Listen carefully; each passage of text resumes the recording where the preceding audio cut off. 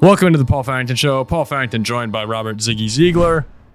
It's as bad as it gets, Ziggy. That is as bad as it gets on so many different levels. We weren't supposed to record tonight.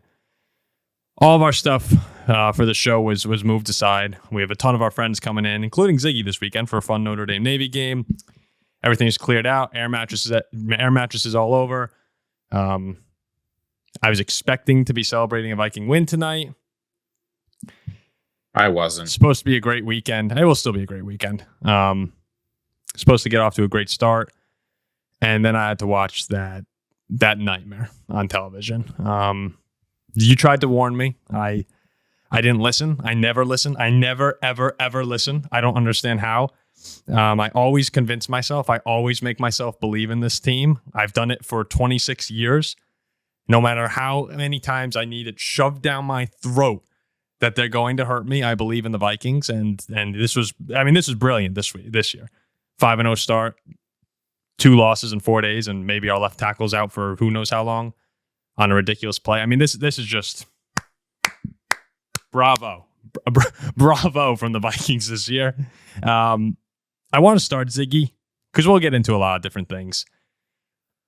The end of the game, that's what everyone's going to be talking about. That's what everyone should be talking about right now. The missed face mask was so bad. Don't care. It was so bad that it deserves to be talked about. I mean, the Vikings should have the ball on the 20-yard line. I don't know how, even Jared Verse is grabbing his head, furious at himself for grabbing Sam Darnold by the face mask. Everyone in the building saw it. Everyone in the room saw it except the guy 15 feet away looking at the play. I don't understand how things like that happen. I get that you can't. I think that face mask should be a reviewable penalty, something like that. Like horse collars, face masks. You should be like the game should not be able to end like that. I am going to say, like everyone agrees, the Vikings probably don't win the game. I don't want. There's so many, that can't be the excuse. It's a horrible, horrible call, but that's not the excuse. I mean, there's a laundry list. Before I go on my rant, more of a rant. Go ahead, Ziggy. What are your instant reactions? You picked the Rams in this game. I mean, you disappointed, or you did expect it? Yeah, go ahead. Yeah, I'm not putting a lot of weight in the Byron Young sack, face mask, whatever you want to call it, because the Vikings, when you score 14 points on your first 2 drives, you can't end the game on 20 points, first of all. So that's just a disaster. But more than that, I mean, I was saying that I wasn't sure that Sam Darnold would be able to get it done long term, like whether or not he'd be able to finish out the season at the rate he was playing at. But what I did say was I believed in this defense. Defenses aren't as important as offenses, but they matter a whole lot. And I really thought this year with Brian Flores would be different. Mm-hmm. I know Cooper Kupp and Puka Nacua and Kyron Williams make up a great group of skill players, one of the best in the league. But you could see it, right? They were rusty coming back from injury. Matthew Stafford hasn't looked fully himself this season. To let the Rams walk all over you on offense, that's where this game was lost. Obviously, the offense needs to do more. But I am placing a majority of the loss, though certainly not all of it, on our defense not being able to get it done when it mattered. And the defense today was a joke. And they've been so good all year. I've been a big believer in them. One of the reasons that I became a believer in this team was I thought the likelihood of the defense taking as big a step back as it has taken over the past 2 weeks was unlikely. And I was able to, I threw out the excuse that Detroit's offense is amazing. And the Rams are a different team with Stafford. With Kupp and Nacua on the field. With those two out, the Vikings win this game tonight. Yeah, but that's great. That's great. No, how many touchdown passes Matthew Stafford had in his first 6 games this season? How many? 3. Well, how many he had tonight? 4. Well, no. Here's the thing, though. Kupp and Nacua played. That's a different It's a different Rams team. Any Rams stats you see, you have to throw them out the window. The reason that's not an excuse either is when you get to the playoffs, you play teams like this. I mean, you're going to play the Rams. You're going to play the Lions. You're going to play the Packers. You're going to play really good offenses. And the more that you watch the Vikings over the past 2 weeks, I mean, what happened to the pass rush? I actually think I could have played quarterback tonight in LA. Was Stafford hit? Do we have the statistic on QB hits for tonight? I know we didn't sack him, but did we hit Stafford? I can't remember seeing any. I've never seen a quarterback stand in the pocket. I mean, there were some times where you could count on your fingers how many seconds he was back there before.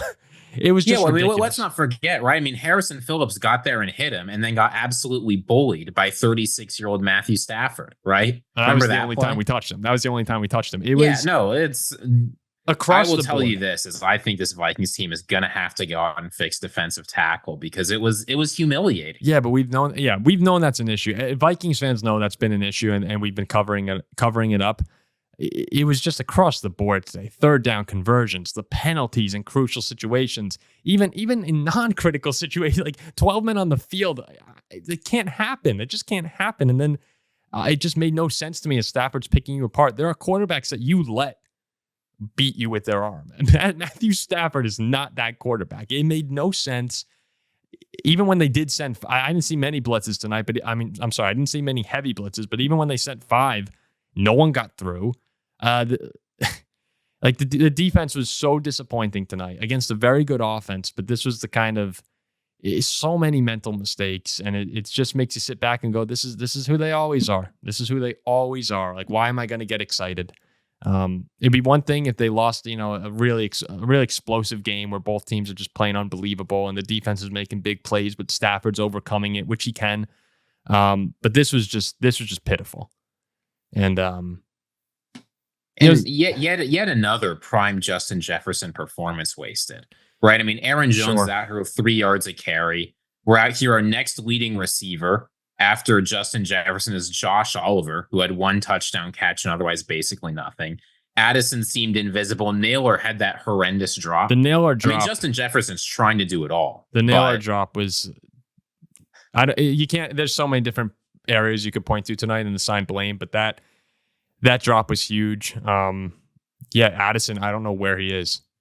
No idea where he is. Justin Jefferson's the only. Aaron Jones, I think, has some big moments. I mean, he didn't have. He had a nice reception, but he got to do better than 3 yards a carry. I know it's tough behind this interior offensive line, but. Yeah, it's just, I mean, Justin Jefferson can only do so much. You see him at the end of the game just shaking his head. He's like, what?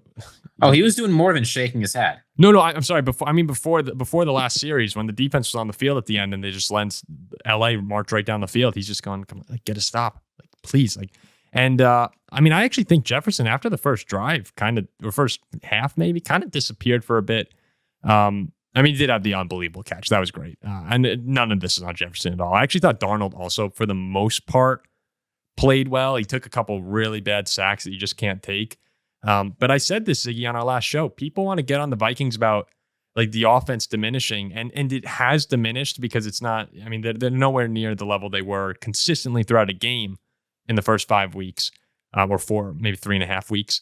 But they're still moving the ball. Like, they're moving up and down the field. I said the difference is they're not scoring touchdowns, and you saw it tonight. They would drive downside the 20, and then they wind up kicking a field goal, and that loses games like this. When you're on the road against a good team, Thursday night seems to be like Thursday night is just not a game the Vikings win, apparently. But it's all these little details, finishing drives with touchdowns, not setting yourself behind the sticks, not grabbing receivers' hands. There were a lot of penalties, a lot of pass interference calls that were just unnecessary. They found every way to beat themselves that they could. And that's what makes people like me. I mean, you're a little bit more realistic, but that's what makes people like me sit in the chair and go like, why am I doing this again?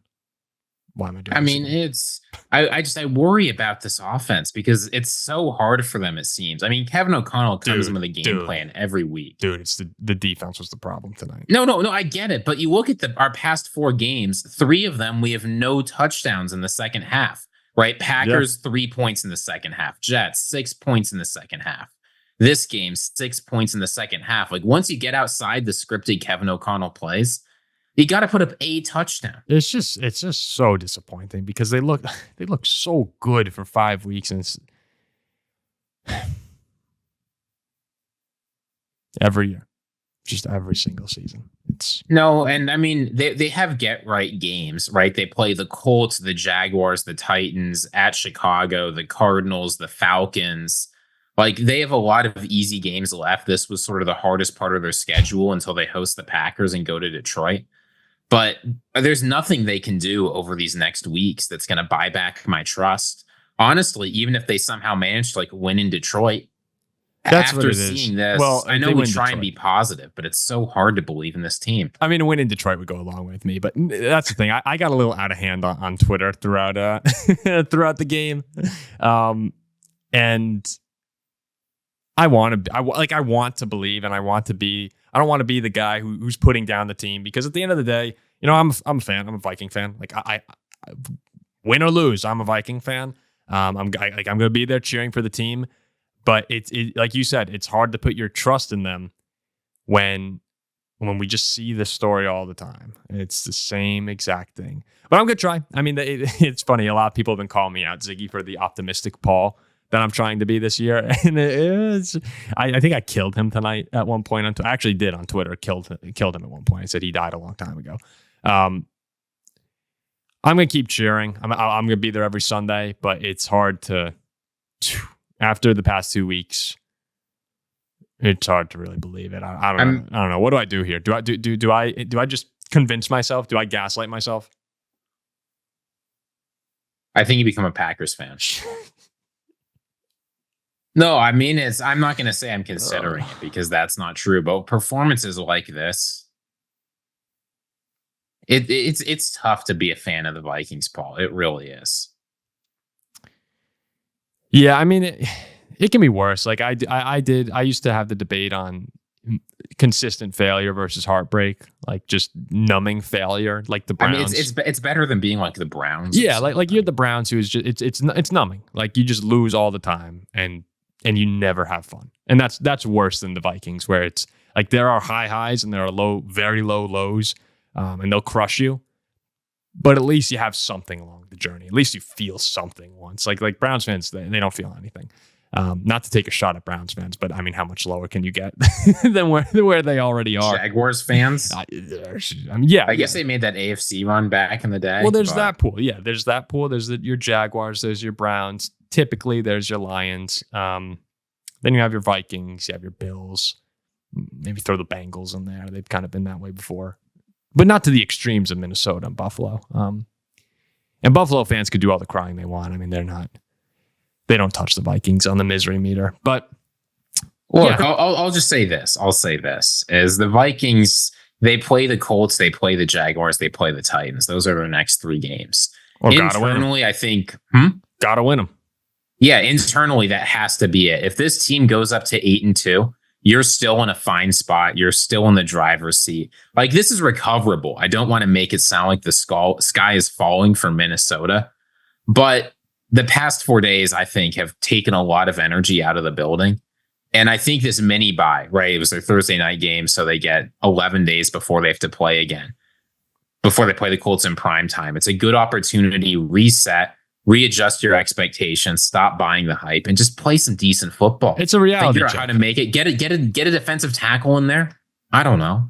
No, it's not the sky is not falling. You're right, and it's a very disappointing. It's a really, really disappointing game. But a lot of what went wrong should be correctable. I'm just really worried about the defense now, and that's not where I want it to be after thinking they were arguably the best unit in football, and that's what has me concerned. I do think they should beat the Colts, the Jaguars, and the Titans. Like, they should win all those games. Would I be shocked if they lost any of them? No. But from that 4-game stretch of those 3 AFC teams and the Rams, I thought they'd likely go 3-1.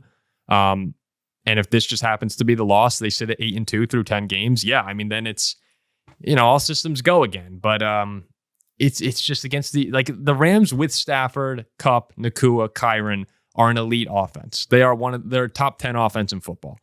And to see what the good offenses have done to the Vikings defense this year, over the past 2 weeks specifically, and even the second half of the Green Bay game, I think we took our feet off the gas, but it's still like Love lit them up. That's where I'm going. All right, there could be a problem here, and that's alarming. So we'll see. I mean, we'll see. I like the Rams are right back in it to me. If everyone's healthy, they're very, very good. But yeah, no, I mean, it was 2 weeks ago they were getting a bunch of calls. Hey, do you want to trade us Cooper Kupp? Yeah, I don't think so. No, the NFC is. I mean, what, they're 2-4 now, right? No, they're 3 and 4. 3 and 4. I'm sorry. Cardinals are 3 and 4. 49ers are 3 and 4. Yeah, Seahawks are 4 and 3. Their division's right there, and if San Francisco stays this injured, which we'll see what happens with McCaffrey.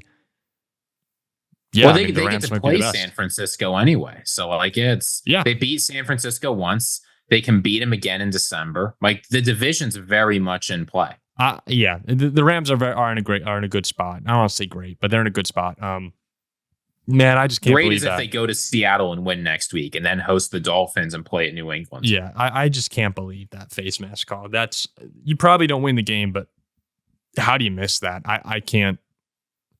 There will be Vikings fans who come out. Face mask is one of those penalties where obvious. If a player's head goes like this, you gotta see that and then throw the flag. I've been saying Byron Young too.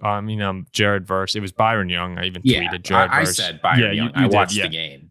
At that point, you were spiraling. I was probably in such a fit of rage. I just didn't even know who it was anymore.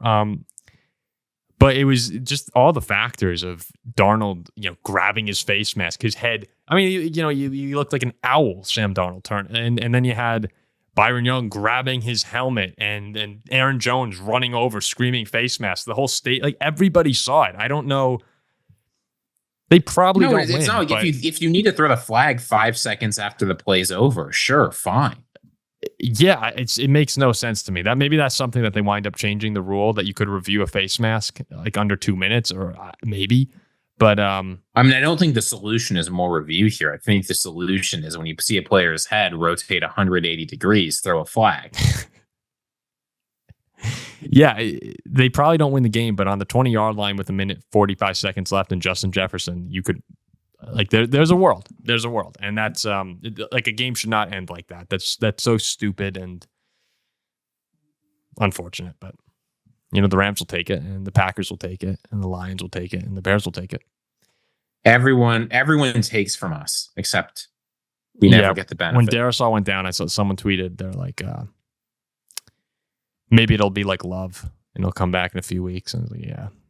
We'll see. It's the way people are talking. Yeah. It's the Twitter doctors are saying it doesn't look like it's an ACL. Internally, it seems like O'Connell came out. He said we don't have any updates, but it doesn't seem like they're panicking. My guess is he's back before the end of the season. He might even be back in a few before they have to play any real opponents. But yeah, that's the hope. It doesn't matter. No, right? Everything went wrong this game. I mean, knowing us, it's like, Jordan Love, he went down and it looked like an ACL, wound up being nothing with us. So everyone will say it's nothing. It's like, oh, he tore everything possible that you could tear in a knee. He needs to get his leg amputated. He needs his leg amputated. It's Teddy Bridgewater. He needs to get his leg. I mean, that Teddy's knee was.